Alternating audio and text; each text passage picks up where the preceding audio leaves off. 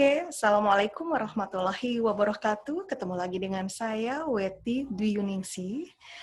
Kali ini kita akan membahas soal SBMPTN 2011. Ya, kita akan bahas ya, saya share dulu soalnya. 2011.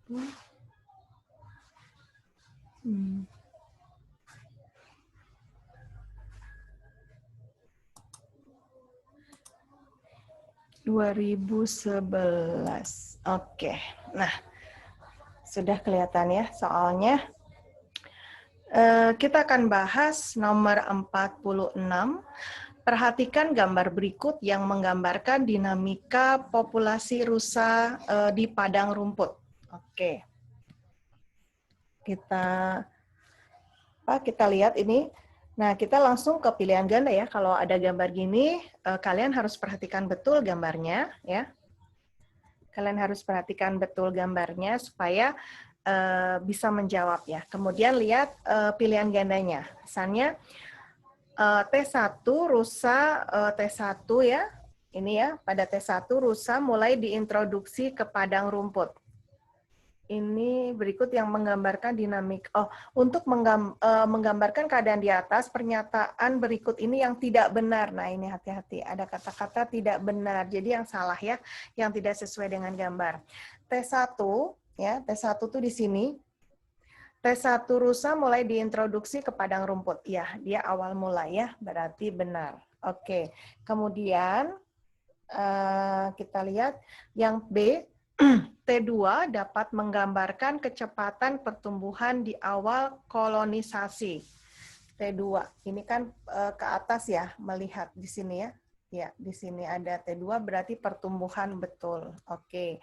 Kemudian yang C, T3 menggambarkan populasi rusa yang tertinggi. Nah, ini di sini T3. Oke. Dia tertinggi, betul. Populasi tertinggi. Yang D, T4 menunjukkan daya dukung minimal padang rumput. Ya, karena dia berada pada titik terendah T4. Betul. Oke. Berarti tinggal yang E ya. T5, ketersediaan rumput berlimpah melebihi jumlah populasi rusa. Ini T5. Ya, T5 di sini. Ya. Ini tidak menunjukkan titik tertinggi pada rusa ya, karena ada di T3 ya. Jadi yang tidak berdasarkan gambar atau yang salah adalah yang E, yang tidak benar. Oke, sudah ya, nomor 1 yang nomor 46 yang E. Kita ke nomor 47, berdasarkan klasifikasi 5 dunia atau kingdom, termasuk apakah organisme yang memiliki karakteristik uniseluler, ya, uniseluler, bersel satu, heterotrof berarti tidak dapat melakukan fotosintesis, kemudian tanpa membran inti. Tanpa membran inti berarti ini bisa kita tulis sebagai prokaryotik. Ya, prokaryotik. Oke, tanpa membran inti, prokaryotik. Kemudian tanpa organel sel. Oke, berarti ini hewan yang masih sederhana ya, tanpa organel sel. Nah, dari sini ada semuanya disebutkan, ada fungi itu jamur, ya, fungi itu jamur.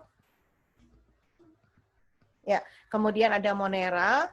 Nah, monera ini contohnya adalah cyanobacteria, ya. Sorry. Ya, monera ini contohnya adalah bakteri. Nah, bakteri monera, ya. Monera ini adalah bakteri, contohnya. Kemudian protista itu ada protista mirip jamur, protista mirip hewan, dan protista mirip tumbuhan. Ya, jadi kalau protista mirip tumbuhan, otomatis dia dapat melakukan fotosintesis, jadi dia autotrof ya untuk protista. Kemudian plantae itu tumbuhan. Ya, sudah tahu ya semuanya ya. Ini adalah tumbuhan, animalia adalah hewan. Oke. Jadi yang dia bersifat uniseluler, heterotrof, kemudian prokaryotik adalah monera. Ya, contohnya adalah bakteri. Cyanobacteria, Eubacteria. Berarti 47 jawabannya adalah yang B. Oke. Sekarang kita ke nomor 48. Peristiwa pada tanaman yang ditunjukkan adanya proses pertumbuhan. Oke, apa arti kata pertumbuhan? Ya, pertumbuhan itu adalah bertambah sel, bertambah jumlah sel, bertambah ukuran sel. Jadi dari kecil ke besar itu namanya pertumbuhan. Beda dengan perkembangan ya. Kalau perkembangan itu dia mempunyai fungsi yang lebih kompleks, itu perkembangan, berubah menjadi dewasa mungkin ya. Kalau pada tumbuhan perkembangan itu ada bunga, ada biji, ada buah gitunya. Ya. Kalau ini pertumbuhan berarti apa? Di sini mekarnya bunga bukan, dia perkembangan ya, memanjangnya akar iya, ini pertumbuhan. Berarti jawabannya yang B. Ya, memanjangnya akar, pertumbuhan ya.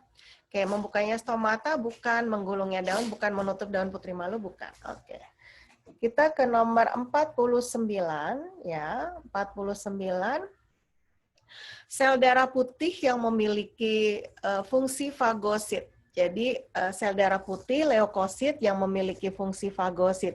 Fagosit itu adalah proses menelan. Bentar. Ya, sel darah putih. Sel darah putih yang memiliki fungsi fagosit adalah Nah, fagosit itu adalah menelan ya, menelan patogen ya, menelan patogen. Kita tulis di sini menelan patogen. Kalau menelan itu artinya bukan memakan ya. Menelan itu ya mencaplok ya, mencaplok bahasa Indonesia bukan? Patogen. Sorry ya. Menelan. Jadi kalau ini patogennya maka gitu. Itu adalah fagosit ya. Jadi menelan bulat-bulat gitu ya, menelan bulat-bulat. Nah, fagosit itu menelan patogen. Nah, di sini semuanya adalah sel darah putih ya. Semuanya sel darah putih pilihannya. Kita harus paham bahwa basofil itu fungsinya adalah untuk peradangan. Peradangan itu inflamasi ya. Inflamasi atau peradangan. Oke. Jadi kalau misalnya kulit kita ada luka digigit nyamuk atau semut ya, kemudian kan ada terjadi merah-merah ya, bentol-bentol. Nah, itu adalah pengaruh dari basofil melakukan efeknya untuk melawan berbagai macam antigen yang ada di situ kan. Kalau digigit serangga atau apa kan ada lubang ya, jadi lubang itu itu merupakan bisa merupakan celah untuk patogen bisa masuk, maka basofilnya itu menolong kita dengan cara apa? Dia melakukan penjagaan di sekitar lubang itu. Nah, itu melakukan inflamasi atau peradangan. Oke. Kemudian neutrofil. Ya, neutrofil ini ya fungsinya adalah untuk makrofag. Ya, ini makrofag. Artinya adalah makrofagosit ya, makrofag. Ya, nah ini makrofag itu makrofagosit. Ya, berarti yang fungsinya sebagai fagosit adalah neutrofil. Sedangkan eosinofil ya, eosinofil itu untuk alergi. Jadi kalau misalnya kita alergi debu, alergi apa aja ya, makanan gitu, nah itu adalah fungsi dari eosinofil ya, dia membantu pertahanan tubuh dengan efek alergi. Kemudian limfosit. Nah, limfosit ini bisa kita bilang kalau leukosit, sel darah putih itu biasanya saya menggambarkan sebagai tentara yang ada di dalam tubuh kita ya. Jadi pertahanan tubuh kita itu adalah tentara. Jadi leukosit. Nah, kedudukan tertinggi ya di tentara itu jenderal. Nah, jenderalnya kalau di leukosit itu adalah limfosit gitu. Jadi limfosit ini yang menghasilkan antibodi. Gitu, antibodi. Ya, antibodi. Ya, nanti yang kalau kita bicarakan di sistem imun itu nanti ada limfosit B dengan limfosit T. Nah, itu. Ya. Kemudian mastosit. Mastosit itu adalah membran mukosa, ya. Dia untuk fungsinya adalah menyembuhkan luka, ya, menyembuhkan luka atau alergi. Ya, jadi menyembuhkan luka atau bisa dibilang sebagai alergi. Oke, menyembuhkan luka. Karena ini di jaringan kulit ya, menyembuhkan luka. Menyembuhkan luka. Oke. Jadi nomor 49 jawabannya adalah B ya, neutrofil. Kita ke nomor 50.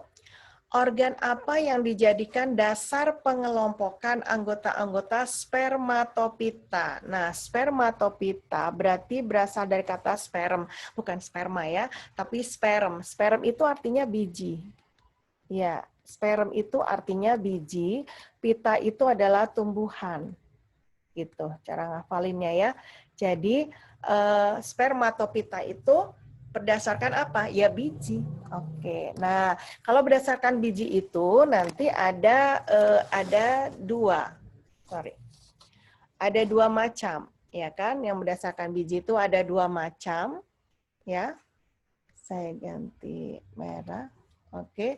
Ada dua macam ya, berbiji terbuka itu adalah gimnospermae, ya. Dan berbiji tertutup adalah angiospermae. Angiospermae. Nah, ini cara ngafalinnya gimana? Gampang ya.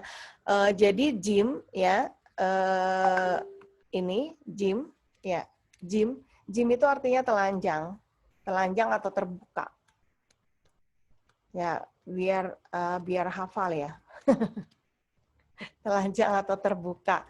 Oke, jadi gimnospermae itu adalah sperm apa tadi? Biji, ya kan?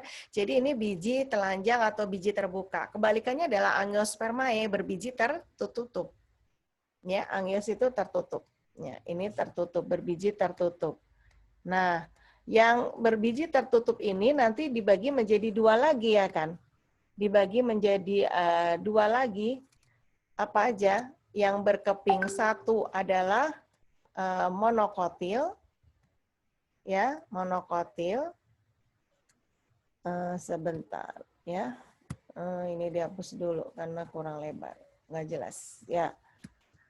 Oke, ya, berkeping yang tertutup itu ada yang berkeping satu adalah monokotil, kemudian yang berkeping dua adalah dikotil. Nah, ini adalah pembagian dari tumbuhan. Kalau kita bicara tentang spermatopita, jadi sperm itu biji, terbagi menjadi dua, ada biji yang telanjang, gimnospermae, contohnya apa sih? Melinjo, cemara, pakis, pinus, ya, itu gimnospermae. Kemudian ada yang berbiji tertutup, angiospermae, terdiri dari berkeping satu adalah monokotil, kemudian berkeping dua dikotil. Tinggal kalian hafalkan. Cara menghafalkannya gimana? Contohnya aja, kalau monokotil lihat atau ngebayangin pohon kelapa. Ya, kemudian kalau dikotil ngebayangin pohon mangga gitu. Ya, nanti kalian bisa sendiri kok. Akarnya gimana, batangnya gimana, daunnya gimana gitu. Ya, jadi cara menghafalkan yang lebih cepat gitu ya. Oke, tahu ngebayangin contohnya. Oke. Kemudian kita ke nomor 51. Nah, ini ternyata yang barusan diomongin ya. Yang menunjukkan perbedaan karakter tumbuhan monokotil dan dikotil. Yang barusan saya bilang bahwa contohnya kalau monokotil kalian bayangin kelapa. Ya, monokotil kalian bayangin kelapa. Ini ya untuk monokotil kelapa. Oke. Kemudian kalau dikotil bayangin adalah apa tadi? Mangga, pohon mangga. Nah, oke, kita bayangin. Nah, berarti kalau pohon kelapa nih, kelapa itu temennya siapa sih? Ada jagung, ada padi, ada rumput ya. Monokotil ya. Monokotil berakar tunggang. Nah, kalian bayangin pohon kelapa, akarnya tunggang atau serabut? Serabut kan? Iya, jadi kebalik ini ya. Ya, jadi monokotil itu harusnya akarnya serabut. Ya, oke. Kemudian ini harusnya serabut, sedangkan dikotil yang tunggang gitu. Nah, ini serabut. Batang monokotil terdapat kambium. Nah, ciri dari kambium itu ada pertumbuhan ke arah luar dan dalam. Ke arah luar membentuk flum, ke arah dalam membentuk xilem. Ya, jadi batangnya itu pasti besar. Nah, kalau kelapa batangnya besar atau ramping tuh. Ramping kan berarti yang punya kambium apa? Dikotil. Jadi salah ya. Jadi batangnya yang punya kambium adalah harusnya dikotil. Pada monokotil batas antara korteks dan empulur tidak jelas, dikotil jelas. Iya. Kenapa jelas, dikotil jelas? Karena dia punya kambium. Jadi kalau penampang melintang batangnya untuk dikotil seperti ini gitu. Ini penampang melintang batang pada dikotil ya. Oke, pakai ini. Nah, ini ya. Ini adalah kambium ya, kambium, oke. Kambium ke arah dalam ya, membentuk silem ya. Nah, ke arah luar ini membentuk phloem.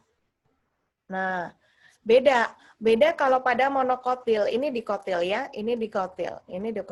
Kalau pada monokotil itu dia nggak ada kambium, maka batas antara korteks dengan empulurnya nggak jelas. Nah, kalau dikotil mana empulurnya? Di sini. Jadi kalau ini saya gambarkan lagi, ya biar jelas. Jangan pakai ini, ya. Nah ini kayak gini. Nah batangnya kayak gini, ya. Nah, di luar ini adalah korteks gitu. Korteks. Nah, kan jelas. Korteks. Nah, kalau yang di tengah ini adalah empulur. Empulur gitu. Nah, karena dia ada kambium maka jelas antara perbedaan antara korteks ya. Jadi di luar dari kambium, kemudian empulur di dalamnya. Sedangkan kalau monokotil nggak punya kambium maka dia tidak jelas gitu. Jelas ya? Maka jawabannya nomor 51 adalah yang C. Mahkota bunga monokotil kelipatan 5. Bukan. Jadi kebalik ya. Jadi yang monokotil itu harusnya kelipatannya berapa? 3. Ya, monokotil itu kelipatannya 3, 6 gitu. Yang 5, 4 itu adalah dikotil. Ya, tulang daun monokotil menyirip. Coba bayangin pohon kelapa, padi, rumput, jagung. Apakah monokotil menyirip atau menjari? Salah ya. Ini menyirip dan menjari ini kan bentuknya seperti ini, ya kan? Nah, ini menyirip namanya seperti sirip sisik ikan gitu ya. Nah, ini. Jadi kalau monokotil itu adalah daunnya ya kalian bayangin aja padi, jagung, kelapa ya, sejajar gitu. Nah ya, sejajar ini daunnya kan seperti ini sejajar. Tulang daunnya sejajar. Jelas ya, jadi nomor 51 ini jawabannya adalah yang C. Nah, oke. Jelas? Sekarang kita ke 52. Pernyataan berikut yang tidak benar terkait sel punca atau stem cell. Ya, sel induk ya, sel induk stem cell ya, sel punca atau stem cell itu ya. Jadi sel induk ya, sel induk. Kalau ciri dari stem cell sendiri ya, ciri dari Dede HP-nya mana, Dek? Ya, pinjam. Ciri dari stem cell ya, stem cell, sel induk. Sel induk atau sel punca ini cirinya adalah sebenarnya ini mudah dimanipulasi. Jadi karena dia sel induk ya, sel induk maka dia bisa dimanipulasi dengan mudah untuk menjadi apa, untuk membantu apa gitu ya, stem cell. Jadi bukan sulit. Nah, ini pernyataan berikut yang tidak benar. Oh, ini ya, tidak benar. Berarti langsung terjawab dong, ya.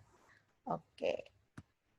Ya, ini yang pernyataan berikut yang tidak benar. Oke, berarti yang A, karena harusnya mudah, ya, mudah dimanipulasi karena stem cell belum jadi apa-apa gitu. Mudah, belum terspesialisasi betul, ya, karena sel induk mampu berdiferensiasi iya. Kemudian mampu memperbanyak diri pasti, bermanfaat untuk terapi gen betul. Ya, terapi gen. Ya, jadi nomor 52 itu jawabannya yang A. Oke. Kita ke nomor 53.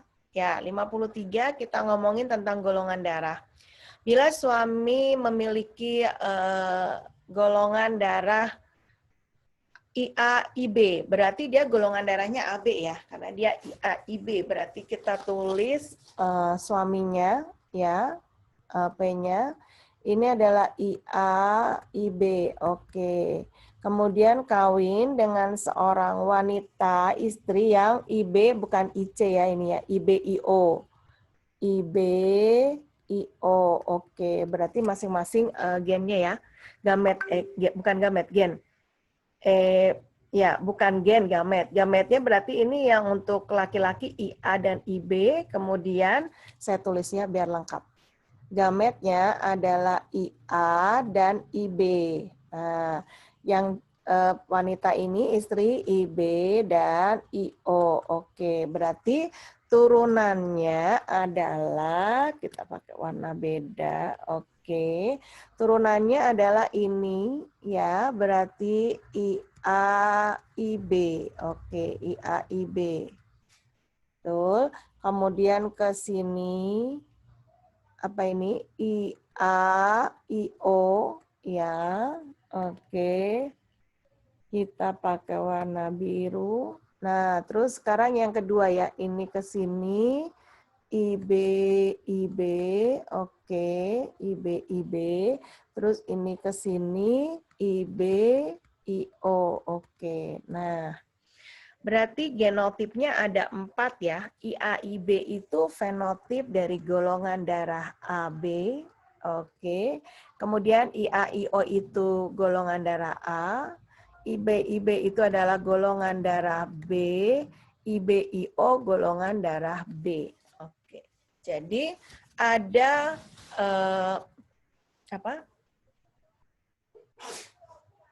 Sorry. Keluar ya. Ya. Jadi ada berapa genotip? Genotipnya ada 4 ya. 1, 2, 3, 4. Kemudian fenotipnya itu ada mana tadi?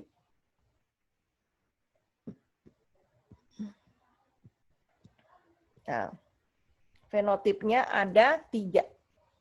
AB, A, dan B. Oke, berarti jawabannya yang D. Oke, 4 genotip dan 3 fenotip. Jelas ya? Ini untuk golongan darah. Kita ke nomor 54.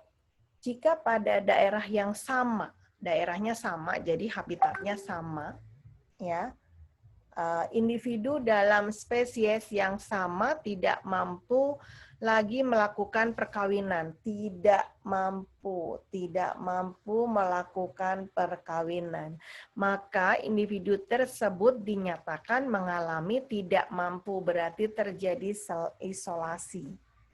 Ya, isolasi. Karena perkawinan berarti hubungannya dengan reproduksi. Jadi seperti itu. Ya, jadi kalau tidak mampu itu apa? Oh ya, dia isolasi.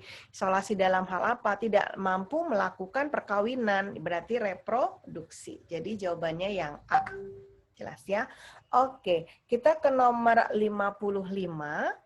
Peristiwa berikut yang tidak termasuk dalam siklus Krebs. Ya, siklus Krebs. Oksidasi asetil-CoA itu nama lain dari siklus Krebs. Betul. Siklus asam trikarboksilat itu asam asetil-CoA ya. Betul, nama lainnya.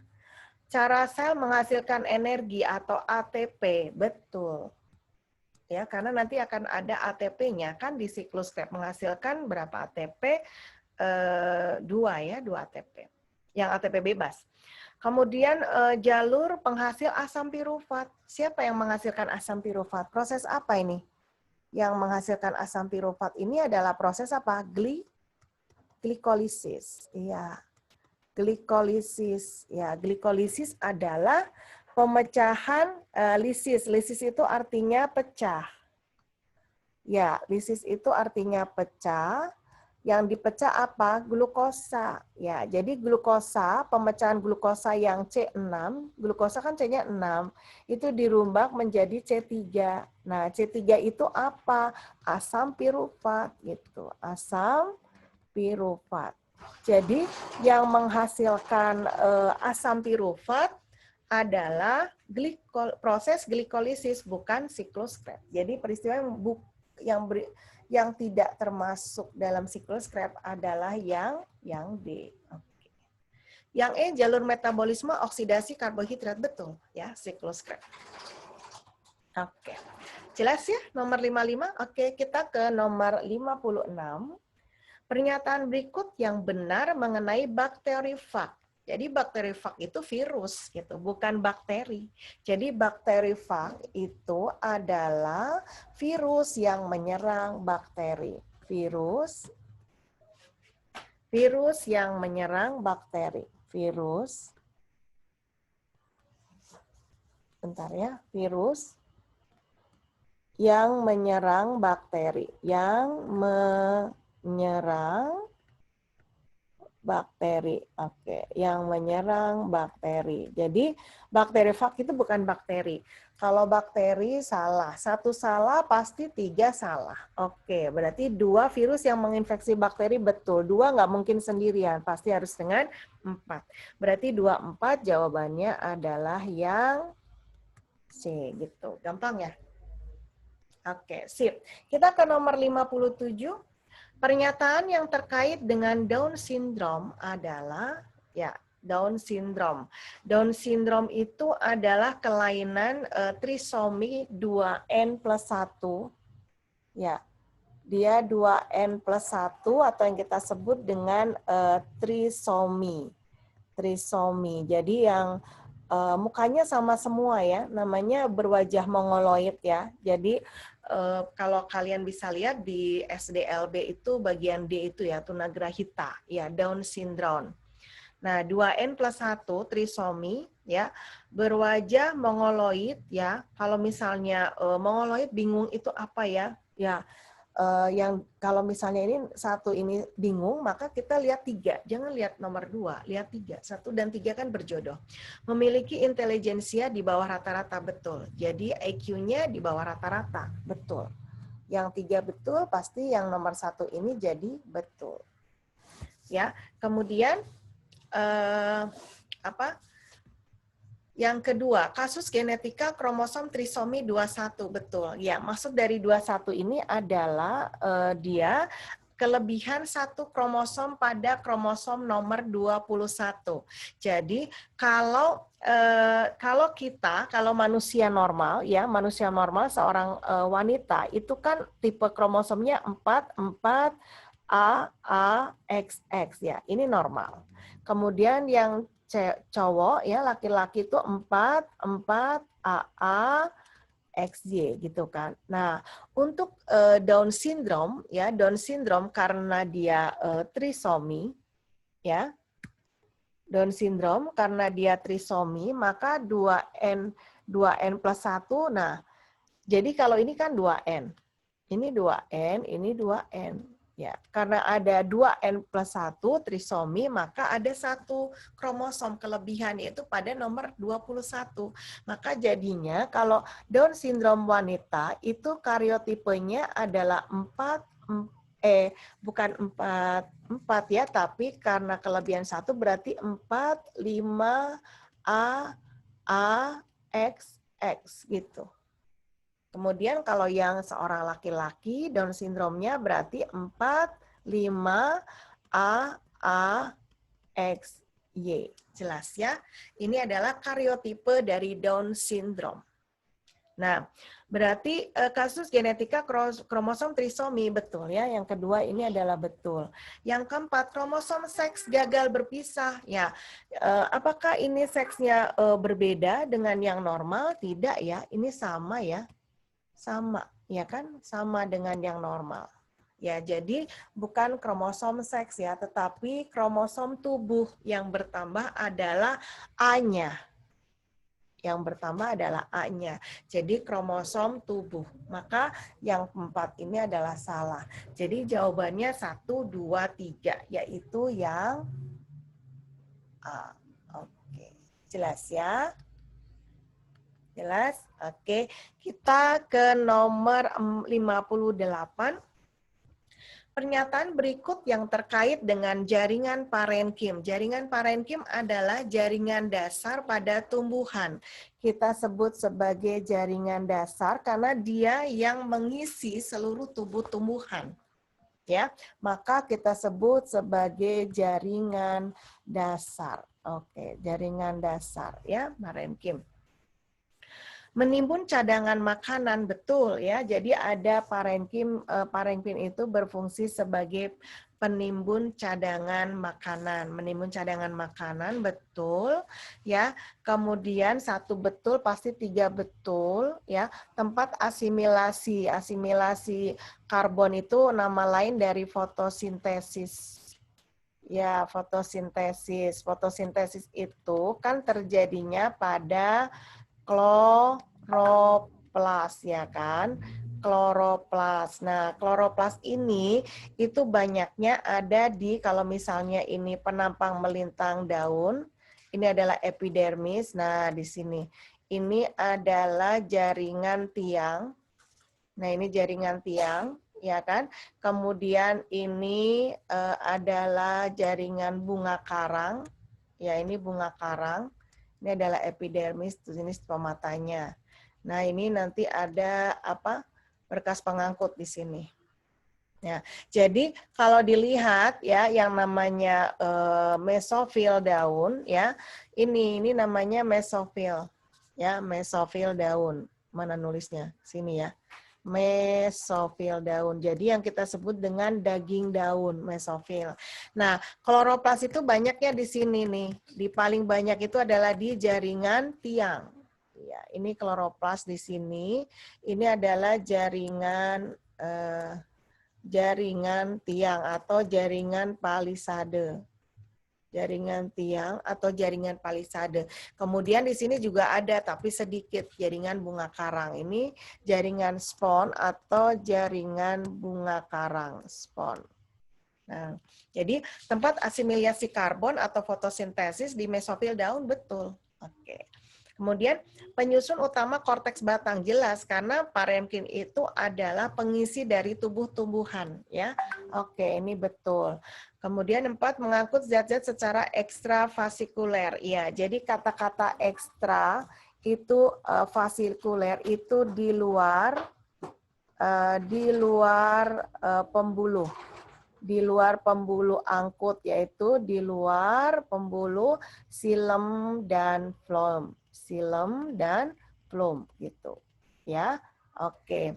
Jadi ekstravasikuler di luar jaringan pembuluh silem dan floem. Ya. Bagaimana caranya? Ya, pernah kita bahas kan ya di kelas 2 itu. Jadi ini misalnya sel, ini adalah jaringan parenkimnya. Ekstravasikuler itu ada dua macam ya kan, ada simplas. Simplas berarti masuk ke dalam sel, ini simplas. Ya, ini simplas. Ya, simplas. Kemudian ada yang satunya adalah apoplas. Nah, jadi ruang antar sel. Nah, gini. Aduh, ini gimana ya tulisannya? Apoplas. Apoplas. Nah, gitu. Itu adalah ekstravasikuler. Jadi benar yang keempat. Maka 58 ini 1, 2, 3, 4 benar semua. Berarti jawabannya adalah yang E. Oke, yang E. Jelas ya? Oke. Kita ke nomor 59. Pada proses fotosintesis reaksi gelap memerlukan ATP yang dihasilkan pada tahap reaksi terang. Oke, jadi ATP itu dihasilkan oleh reaksi terang, betul, dan dibutuhkan oleh reaksi gelap, betul. Berarti pernyataan ini adalah benar. Benar ya. Oke. Nah, sekarang kita sebab pada reaksi gelap ya, CO2 yang difiksasi akan disintesis menjadi karbohidrat di stroma dengan bantuan energi ATP. Betul. Ya, ada hubungannya nggak? ATP-nya diulang ya. Oke, jadi ada hubungannya. Ini adalah jawabannya yang A. Oke ya. Oke. Harus ingat ya, sekali lagi harus ingat ya, saya tidak bosan-bosan untuk mengingatkan fotosintesis ini adalah soal favorit. CO2 ditambah dengan 2H2O menjadi C6H12O6 plus oksigen. Oke, ini adalah proses dari fotosintesis, ya kan? Mana sih? Ya, ini adalah proses fotosintesis. Nah, ini proses yang reaksi seperti ini itu ternyata terdiri dari dua, ya. Terdiri dari dua. Yang pertama adalah ini H2O. Ini hasilnya yang oksigen ini. Nah, ini adalah reaksi terang. Kenapa terang? Karena butuh cahaya. Maka reaksi terang ini kita sebut dengan proses fotolisis air. Ya. Oke, fotolisis air. Nah, reaksi terang fotolisis air. Oke. Fotolisis air itu hasilnya apa? Oksigen sebagai hasil akhir, sampingannya adalah ATP, NADPH. NADPH. Nah, ini ya. Oke. Terjadinya di mana reaksi terang ini? Terang grana. Oke, grana atau tilakoid. Nah, kemudian reaksi yang kedua itu ada reaksi gelap. Gelap karena nggak pakai sinar matahari, yaitu fiksasi CO2 akan menghasilkan C6H12O6. Ini reaksi gelap. Oke, reaksi gelap. Nah, saya tulis di sini ya. Reaksi gelap ya, itu nama lainnya adalah pengikatan CO2, fiksasi CO2 atau siklus Kelvin. Terjadinya di mana? Stroma. Stroma. Oke. Menghasilkannya apa? C6H12O6. Nah, ini menggunakan energi dari mana? Dari reaksi terang, ATP dan NADPH2. Ya, jadi ini wajib hafal. Nah, ini ya wajib hafal. Oke.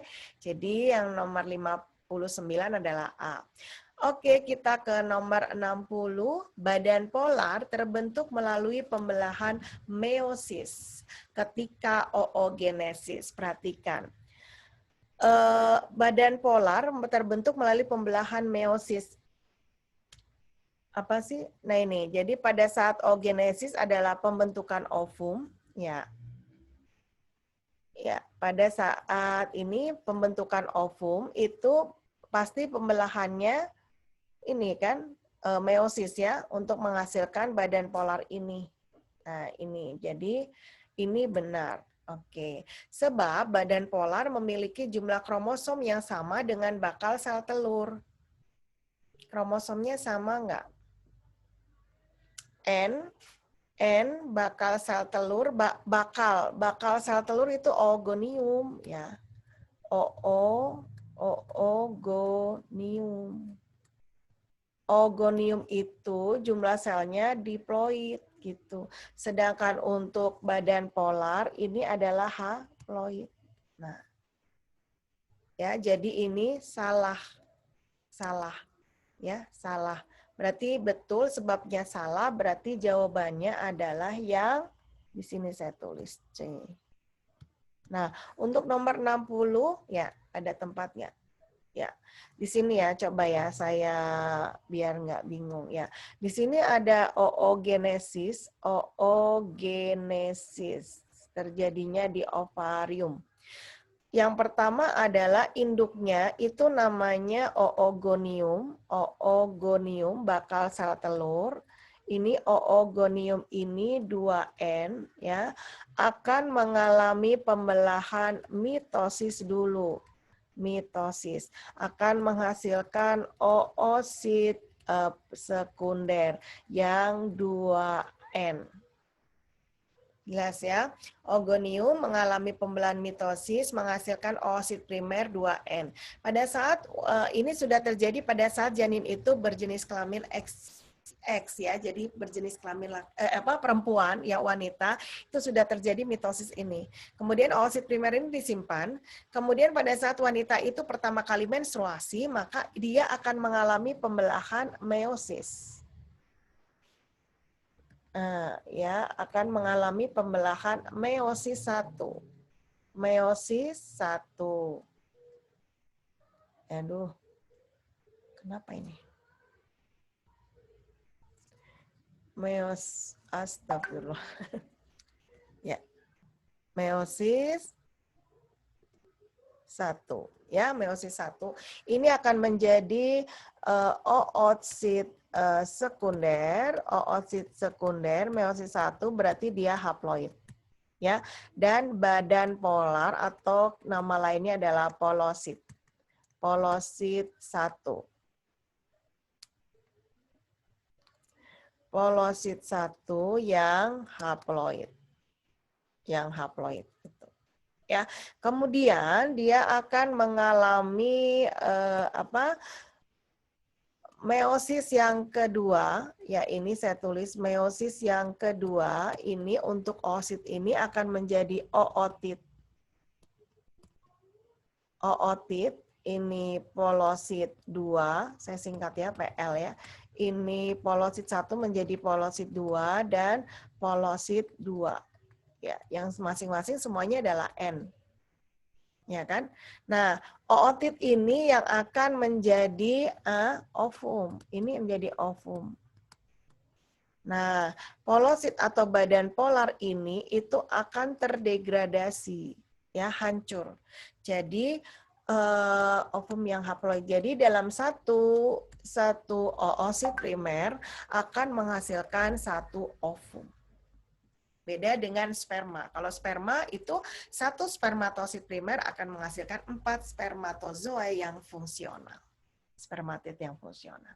Jelas ya? Oke. Jadi nomor 60 itu sudah ketemu, jawabannya adalah yang C. Oke, selesai sudah. Ya, selesai sudah pembahasan SBMPTN 2011. Ditunggu pembahasan selanjutnya ya. Terima kasih, saya minta maaf. Wassalamualaikum warahmatullahi wabarakatuh.